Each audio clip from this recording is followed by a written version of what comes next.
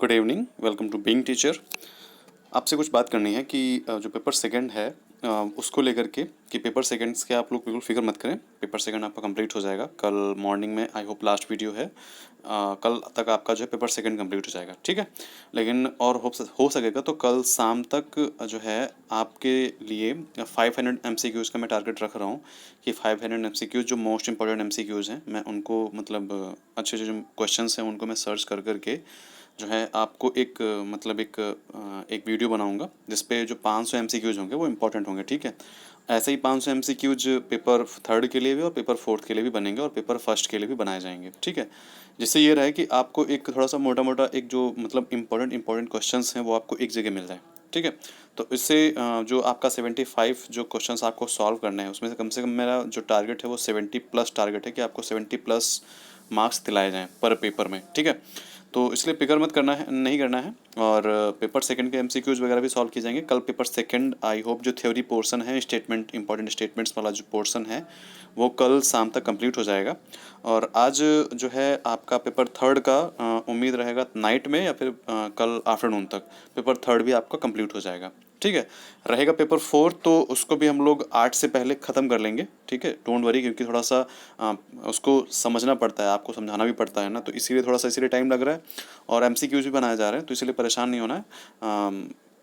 पूरा फुल जो है काम चल रहा है, फुल प्रूफ प्लान चल रहा है और आई होप कि 70+ मार्क्स जो है सभी में आपको मिल जाएंगे, ठीक है।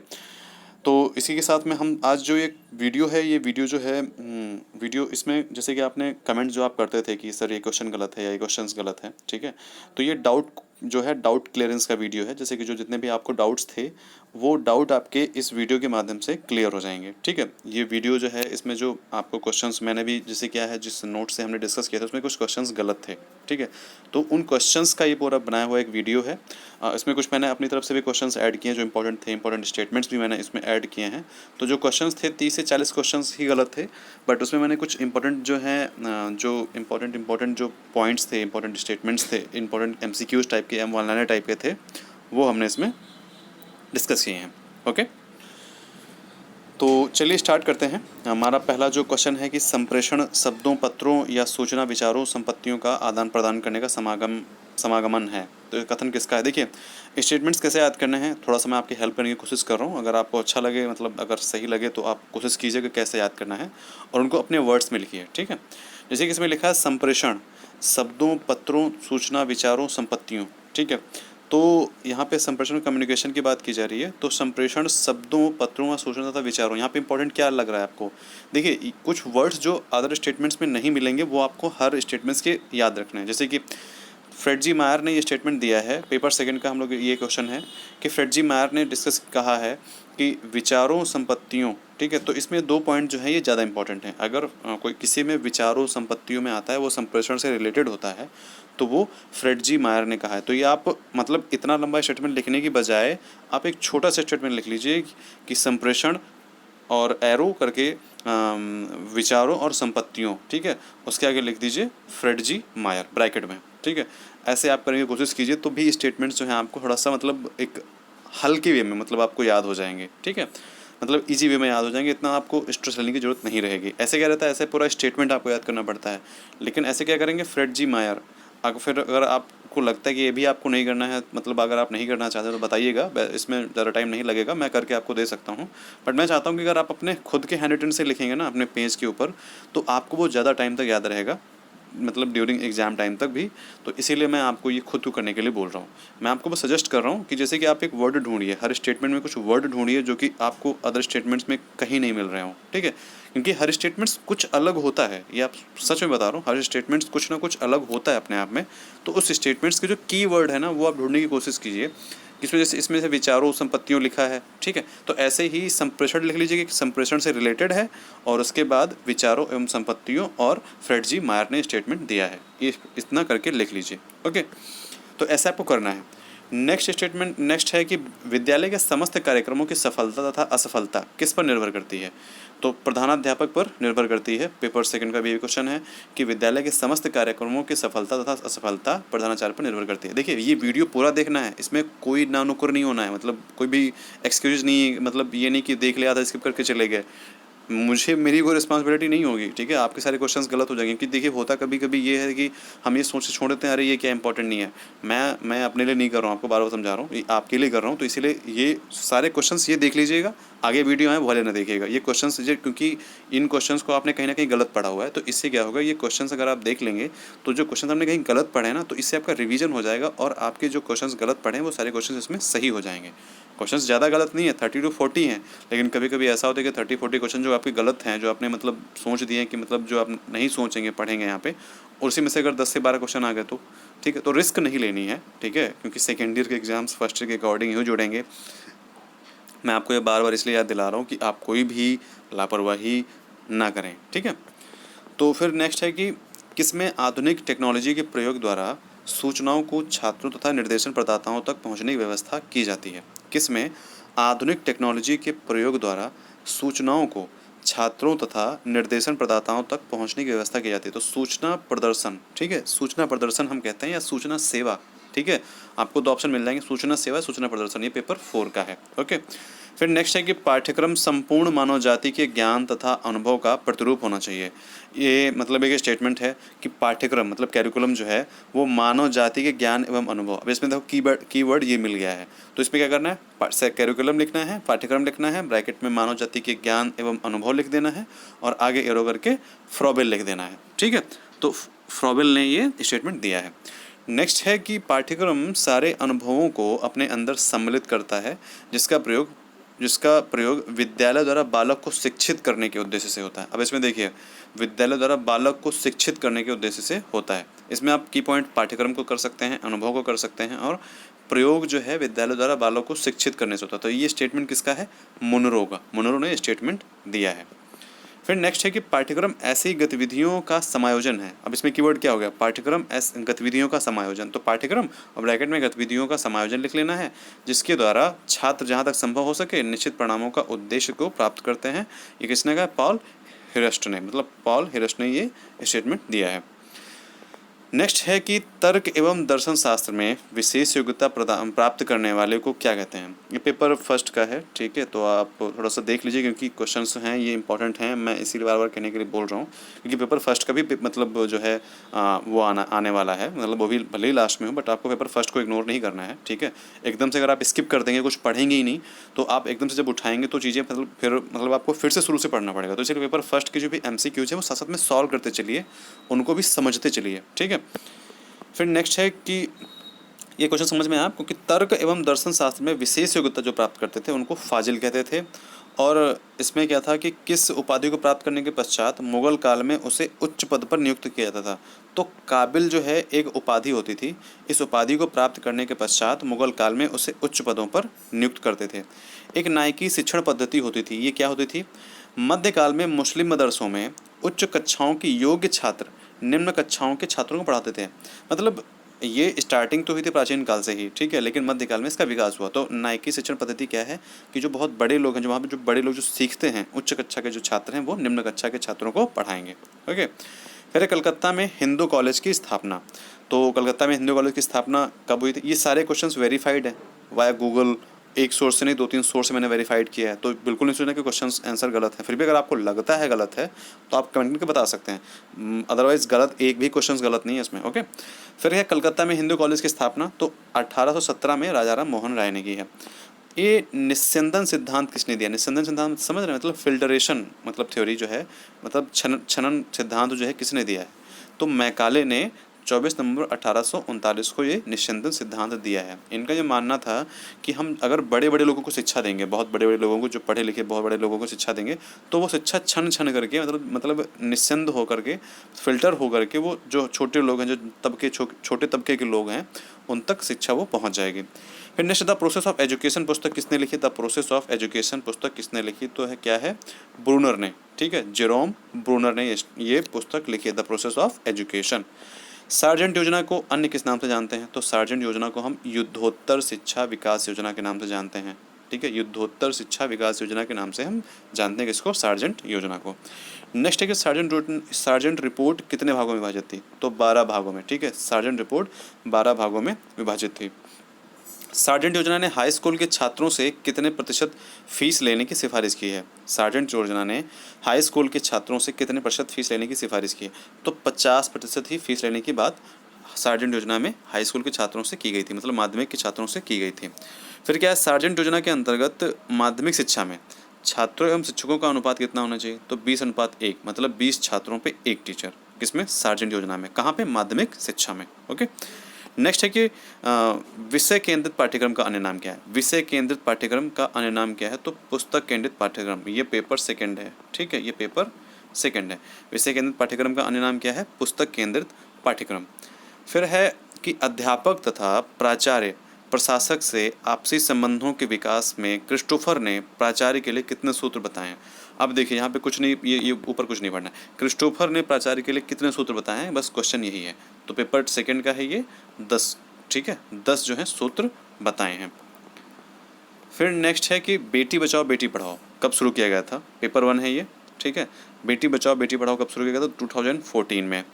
5 शिक्षक और प्रधानाध्यापक 5+1 कितने छात्रों का मानक है ये?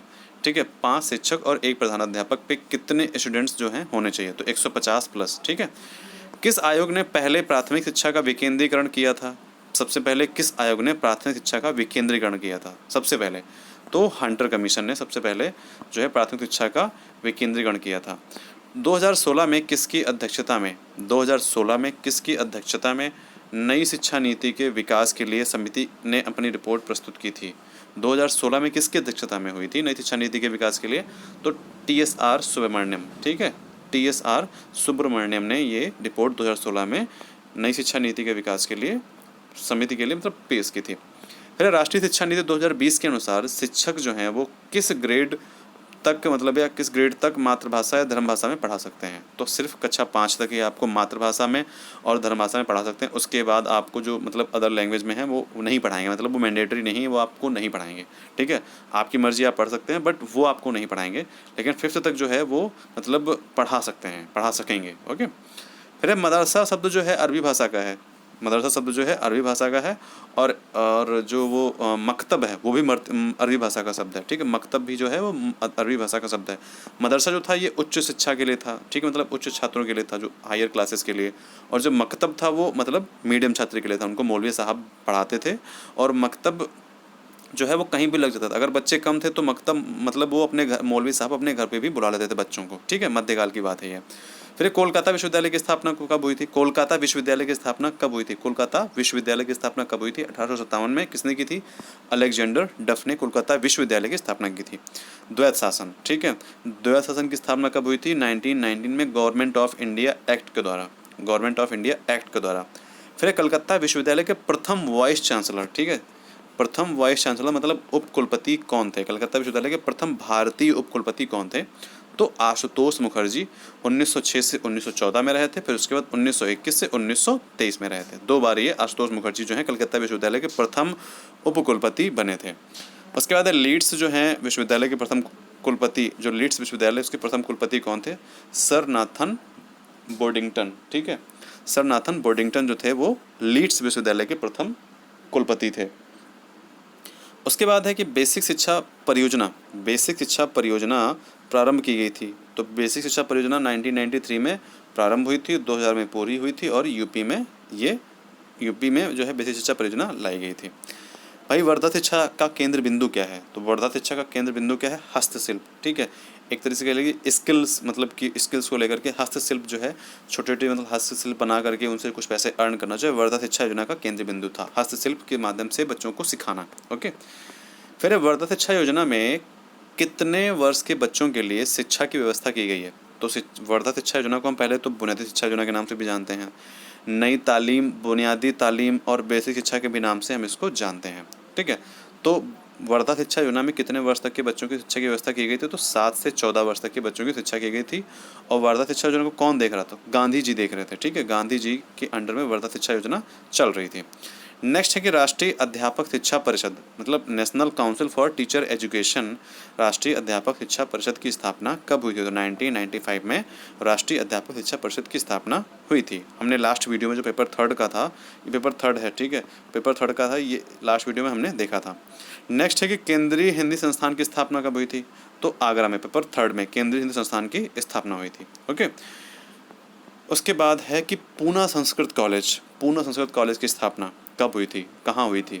तो पूना संस्कृत कॉलेज की स्थापना डेक्कन में, मतलब अब आज का जो नाम है वो तो डेक्कन मतलब संस्कृत कॉलेज है, ठीक है, लेकिन तब के टाइम जो है पूना संस्कृत कॉलेज की स्थापना हुई थी 6 अक्टूबर 1821 में। पेपर फर्स्ट का क्वेश्चन है ये, पेपर फर्स्ट का 6 अक्टूबर 1821 में, ठीक है, पूना संस्कृत कॉलेज की स्थापना हुई थी।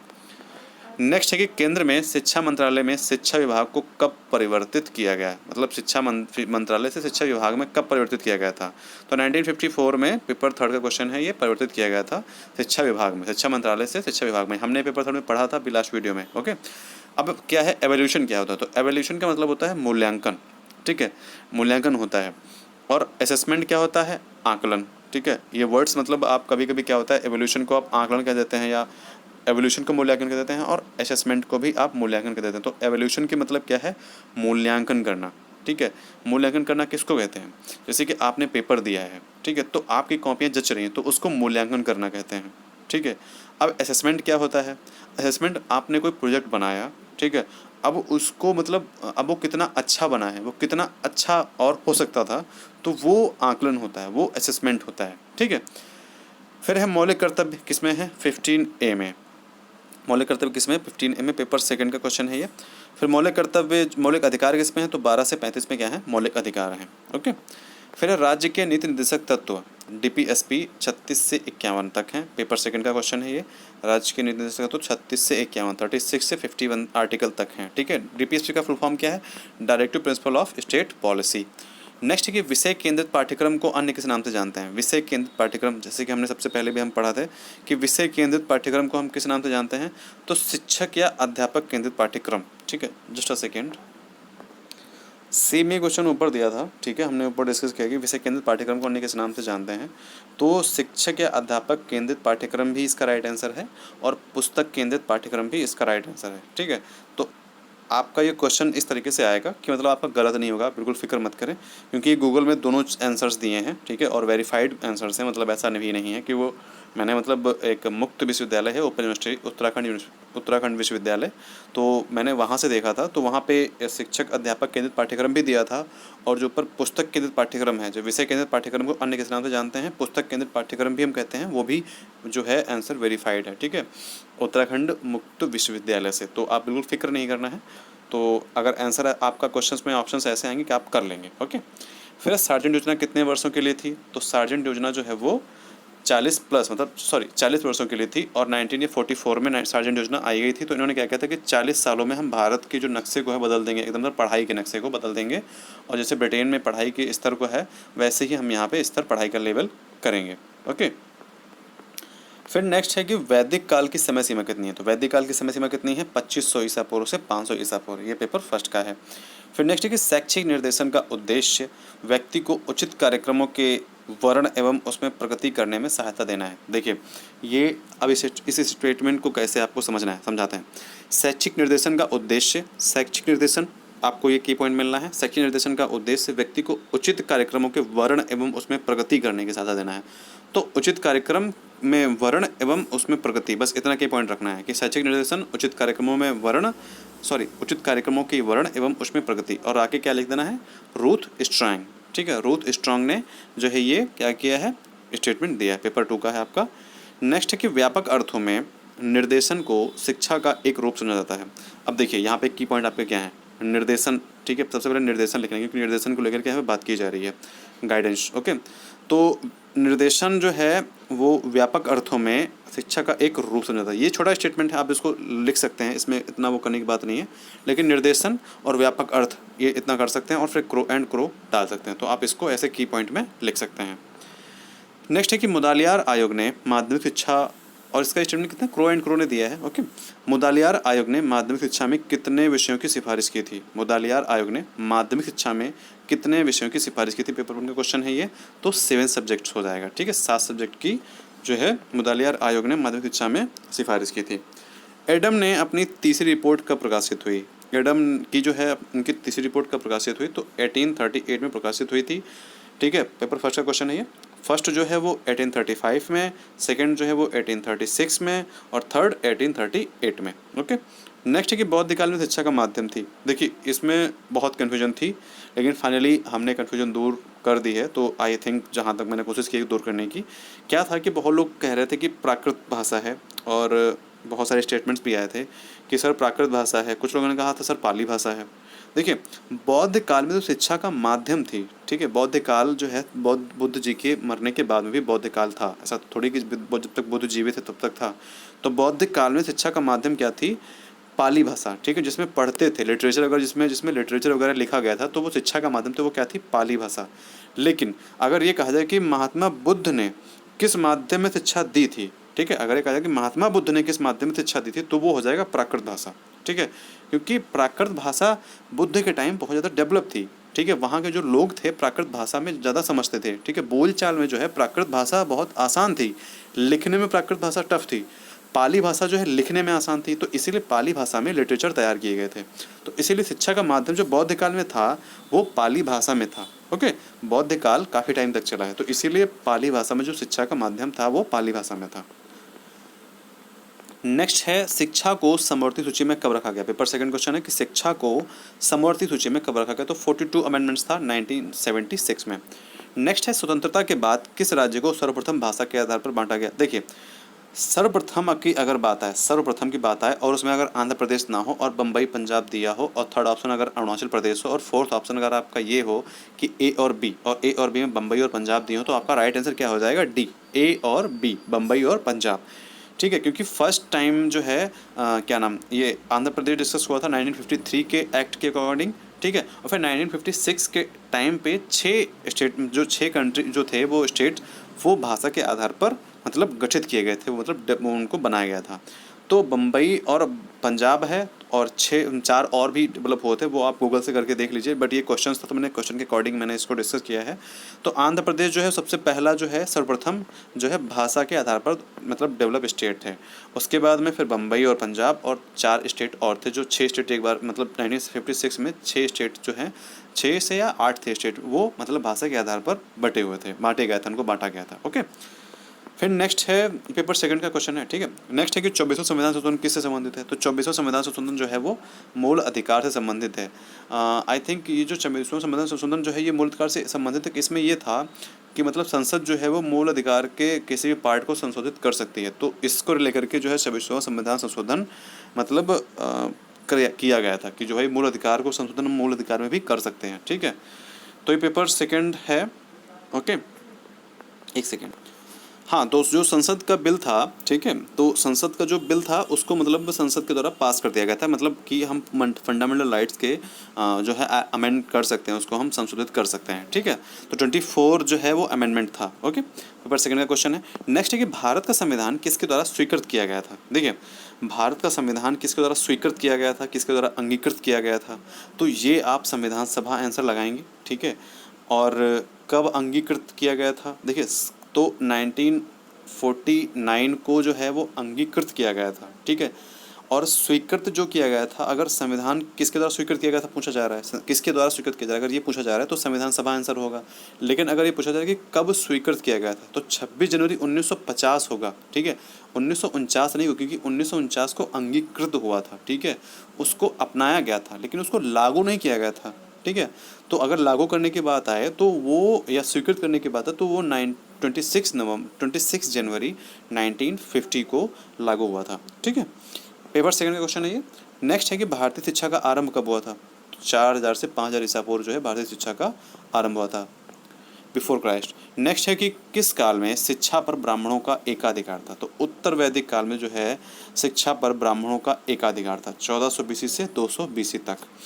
नेक्स्ट है वैदिक काल में कितने प्रकार की शिक्षा थी? तो परा व अपरा जो शिक्षा है वो वैदिक काल में 2 प्रकार की शिक्षा मानी जाती थी। तो परा जो शिक्षा है ये ये मतलब आध्यात्मिक शिक्षा थी, मतलब अध्यात्म से रिलेटेड थी। अपरा जो थी ये शिक्षा, ये क्या थी, मतलब ये मतलब लौकिक जगत से, मतलब नीति शास्त्र, अंक शास्त्र, भौतिक शास्त्र, ठीक है, भूगोल, इतिहास, ये सब चीज़ें जो है अपरा विद्या के अंतर्गत आती हैं। और परा विद्या के अंतर्गत आध्यात्मिक शिक्षा, आत्मा, धर्म, परमात्मा, ये सारी चीज़ें आती हैं परा विद्या में। ओके, फिर नेक्स्ट है कि सूत्र साहित्य युग। सूत्र साहित्य युग 600 से 200 बीसी। सूत्र साहित्य युग 600 से 200 बीसी, पेपर फर्स्ट का है ये, ठीक है। फिर है अष्टांग मार्ग किस धर्म में बताया गया, तो अष्टांग मार्ग बौद्ध धर्म में, पेपर फर्स्ट। फिर है उपसंपदा अधिकार किस धर्म में है, तो बौद्ध धर्म में, पेपर फर्स्ट। पबज्जा संस्कार किस धर्म में है, बौद्ध धर्म में है, ठीक है। देखिए मैक्सिमम जो मिनिमम जो आयु है बौद्ध धर्म में उपसंपदा अधिकार के लिए 20 वर्ष होनी चाहिए। पबज्जा संस्कार के लिए मिनिमम आयु 8 वर्ष होनी चाहिए, और दोनों क्या है, धर्म बौद्ध धर्म में है, ठीक है। मकतब और मदरसा दोनों क्या हैं, अरबी भाषा में शब्द हैं, ठीक है। नेक्स्ट है कि मदरसों में इस्लाम धर्म की विशेष योग्यता प्राप्त करने वालों को क्या कहते थे। मदरसों में इस्लाम धर्म की विशेष योग्यता प्राप्त करने वालों को क्या कहते थे, आलिम। फिर है अरबी फारसी साहित्य में विशेष योग्यता प्राप्त करने वालों को क्या कहते थे, काबिल, ठीक है, क्या कहते थे, काबिल कहते थे। नेक्स्ट है राष्ट्रीय अध्यापक शिक्षक परिषद की स्थापना, NCT, national council of teacher education, ठीक है, national council of teacher education. तो यहाँ पे जो वो हो जाएगा आंसर 1995, हम इसको डिस्कस कर चुके हैं पहले। नेक्स्ट है कस्तूरबा गांधी योजना कब शुरू की गई थी। कस्तूरबा गांधी योजना कब शुरू की गई थी, कस्तूरबा गांधी योजना किसके लिए शुरू की गई थी, तो कस्तूरबा गांधी योजना लड़कियों के लिए शुरू की गई थी। और कस्तूरबा गांधी की योजना जो है सबसे ज़्यादा SC ST लोगों को, मतलब उन लोगों को लेकर के शुरू की गई थी, ताकि मतलब वो पिछड़े लोग हैं उनके लिए जो है कस्तूरबा गांधी योजना शुरू की गई थी। 2006 और 7 में स्टार्ट की गई थी। 75% जो है SC ST को लिया जाता है, और 25% जो है बिलो पॉवर्टी लाइन, मतलब जो गरीब लोग होते हैं उनको लेकर के उनको लिया जाता है। नेक्स्ट है केंद्रीय शिक्षा सलाहकार बोर्ड की स्थापना 1921 में। केंद्रीय शिक्षा सलाहकार बोर्ड की स्थापना 1921 में। किस संविधान संशोधन से शिक्षा का अधिकार 2002 बना, किस संविधान संशोधन, तो 86वें संविधान संशोधन से शिक्षा का अधिकार 2002 बना। 86 अमेंडमेंट जब हुआ था, 86वें संविधान संशोधन जब हुआ था, तब शिक्षा के अधिकार को मतलब राइट टू, मतलब अधिकार दे दिया गया था, मतलब आपको शिक्षा का अधिकार है। अगर आपका शिक्षा का अधिकार है, आपको नहीं मिल रहा है, तो आप डायरेक्ट सुप्रीम कोर्ट जा सकते हैं, वहाँ पे रेट दायर कर सकते हैं और कह सकते हैं कि हमको शिक्षा, स्टेट्स हमको शिक्षा जो है प्रोवाइड नहीं करा रहा है, ठीक है, स्टेट हमको शिक्षा प्रोवाइड नहीं करा रहा है। ओके, क्योंकि उसमें लिखा हुआ है ना आर्टिकल 21A में कि आप 6 से 14 वर्ष तक के बच्चों को निःशुल्क तथा अनिवार्य शिक्षा प्रोवाइड कराएंगे एनी हाउ। फिर नेक्स्ट है कि किसने कहा है कि शिक्षक के शब्दों और कार्यों में कोई अंतर नहीं होना चाहिए। बहुत इंपॉर्टेंट स्टेटमेंट्स हैं, ठीक है। देखिए महात्मा गांधी के जितने भी स्टेटमेंट हैं हम डिस्कस करेंगे, ठीक है, एक साथ में, या फिर अगर बीच बीच में हो पाए तो बीच बीच में डिस्कस करेंगे। लेकिन महात्मा गांधी के स्टेटमेंट्स बहुत इंपॉर्टेंट है, और महात्मा गांधी के स्टेटमेंट्स आएंगे ज़रूर, ठीक है। आप इनको बिल्कुल भी मतलब ये अवॉइड नहीं करना है, सोचना नहीं कि मतलब महात्मा की इनसे 1-2 स्टेटमेंट्स आएंगे। इनके स्टेटमेंट, महात्मा गांधी जी के स्टेटमेंट्स बहुत इंपॉर्टेंट हैं। तो महात्मा गांधी के जितने भी स्टेटमेंट्स हैं उनको हम डिस्कस करेंगे। एक ऐसा वीडियो बनाएंगे उसमें कि सारे स्टेटमेंट्स ही हो, ठीक हो, ओके। और की पॉइंट के साथ में डिस्कस करेंगे, तो परेशान नहीं होना है, की पॉइंट के साथ में ही हम डिस्कस करेंगे। तो ये मतलब मत समझिए कि हमको याद नहीं होंगे, तो वो आपको हम याद करा के ही दम लेंगे, ठीक है। तो बिल्कुल परेशान नहीं होना है, don't worry for anything, okay. Next है कि राष्ट्रीय साक्षरता मिशन NLM भारत में वर्ष 1988 में ये मतलब लागू हुआ था, 1988 में। फिर है RMSA का मतलब क्या है, तो राष्ट्रीय मध्यम शिक्षा अभियान, ठीक है, राष्ट्रीय मध्यम शिक्षा अभियान इसका फुल फॉर्म है। फिर नेक्स्ट है कि बुनियादी शिक्षा के रूप में जाना जाता है। तो बुनियादी शिक्षा का हमने ऊपर डिस्कस किया था, बुनियादी शिक्षा और नई तालीम और भी था कुछ। तो बुनियादी शिक्षा को हम किस नाम से जानते हैं, वर्धा शिक्षा के नाम से जानते हैं, ओके। लॉर्ड मैकाले क्या है, ये क्या थे, गवर्नर जनरल काउंसिल के कानूनी सदस्य थे। हमने कहीं डिस्कस किया था कि वो एजुकेशन मिनिस्टर थे, नहीं, वो लॉ मिनिस्टर थे, कानूनी सदस्य थे, ठीक है। जब पहली बार उनको विधान परिषद में जब वो मतलब आए थे, तो उनको कानूनी सदस्य बनाया गया था लॉर्ड मैकाले को। नेक्स्ट है कलकत्ता मदरसा की स्थापना। कलकत्ता मदरसा की स्थापना किसने करी, वॉरेन हेस्टिंग ने। आर्टिकल 29 क्या है, अल्पसंख्यकों में रुचि का संरक्षण, मतलब यहाँ पे आर्टिकल 29 में अल्पसंख्यकों की बात की जाती है। नेक्स्ट है कि आधुनिक मीडिया शिक्षा के पिता के रूप में, आधुनिक मीडिया शिक्षा के पिता के रूप में एडगर डेल, ठीक है। आधुनिक मीडिया शिक्षा के पिता के रूप में कौन है, मतलब देखिए आधुनिक मीडिया जो है, आधुनिक मीडिया शिक्षा के पिता के रूप में कौन है, एडगर डेल। नेक्स्ट है ऑपरेशन ब्लैक बोर्ड किसको सुधारने के लिए किया गया था? तो प्राथमिक शिक्षा को सुधारने के लिए ऑपरेशन ब्लैक बोर्ड स्टार्ट किया गया था। नेक्स्ट कि शिक्षा के 4 स्तंभों के विचारों का सुझाव दिया गया है। तो भाई शिक्षा के 4 स्तंभों का सुझाव किसने दिया है? तो यूनेस्को ने शिक्षा के 4 स्तंभों के विचारों का सुझाव दिया था। ओके, ये पेपर फर्स्ट है, ये पेपर फर्स्ट है और ये भी पेपर फर्स्ट है। तो एनसीईआरटी का कब स्थापना हुआ था? 1968 में हुआ था। एनसीटीई की स्थापना कब हुआ था? मतलब वही national council for teacher education 1995 में हुआ था। कोठारी आयोग की रिपोर्ट जो है उसमें क्या था? तो लोकतंत्र में शिक्षा और सामाजिक परिवर्तन। ठीक है, कोठारी आयोग की रिपोर्ट में क्या था कि लोकतंत्र में शिक्षा और सामाजिक परिवर्तन की बात कही गई थी कोठारी आयोग में। नेक्स्ट है कि एनसीटी का उद्देश्य क्या है? मतलब national council for teacher education का उद्देश्य क्या है? तो इनका उद्देश्य है कि शिक्षा के कॉलेजों में, मतलब जो शिक्षा के लिए कॉलेज जो बनाए गए हैं उनके कॉलेजों में मानकों को मेंटेन करके रहना। मतलब एक पैरामीटर होता है ना, तभी तो आप उसको कॉलेज डिक्लेयर करते हो कि हाँ ये कॉलेज है, इसमें मतलब क्या नाम, अच्छे अच्छे रूम हैं, इसमें फैसिलिटीज़ हैं, मतलब खुली हवा आती है, सफोकेशन टाइप का रूम नहीं है, इलेक्ट्रिसिटी वगैरह है। तो इसीलिए मतलब ये सारे जो पैरामीटर हैं वो एनसीटीई देखता है। ओके, फिर ऑपरेशन ब्लैक बोर्ड की जो शुरुआत है वो कब हुई थी? तो 1986 में पास हुआ था, 1987 में इसका इम्प्लीमेंट हुआ था। ओके, तो ऑपरेशन ब्लैक बोर्ड 1986 में पास हुआ था और 1987 में इम्प्लीमेंट हुआ था। फिर नेक्स्ट है कि किसने बहुउद्देशीय स्कूल खोलने का सुझाव दिया? किसने सर्वप्रथम बहुउद्देशीय स्कूल खोलने का सुझाव दिया? तो किसको कहेंगे? ताराचंद कमेटी। 1948 से 1949 के बीच में जो है, मतलब ये समिति ने बहुउद्देशीय स्कूल खोलने के सुझाव दिया था। Multipurpose college school, multipurpose school, ठीक है, बहुउद्देशीय स्कूल। फिर क्या था? मुदलियार आयोग ने भी इस स्कूल को खोलने का सुझाव दिया था, लेकिन 1952-53 में इन्होंने सजेशंस दिए थे। ओके, तो क्वेश्चंस इतने ही थे और आगे भी जो भी इंपॉर्टेंट क्वेश्चंस होंगे वो हम आपके साथ डिस्कस करेंगे। आप बिल्कुल परेशान मत होइए, पैनिक मत होइए, आप अपने हिसाब से अपनी पढ़ाई करते रहिए, रिवीजन हम आपका कराते रहेंगे। ठीक है, आप पढ़ते रहिए, ये नहीं देखिए डिपेंड मत होइएगा, क्योंकि मैं भी पढ़ता हूँ उसके बाद आपको पढ़ाता हूँ। मतलब कौन कौन सी इंपॉर्टेंट चीज़ें होती हैं मैं उसको पढ़ता हूँ, उसको हाईलाइट करता हूँ, उसके बाद मैं आपको पढ़ाता हूँ, उसके बाद आपको समझाता हूँ। तो इसलिए आपको भी अपने लेवल से जितना पढ़ सकें, जितना आप रिवीजन कर सकें, करते रहिए।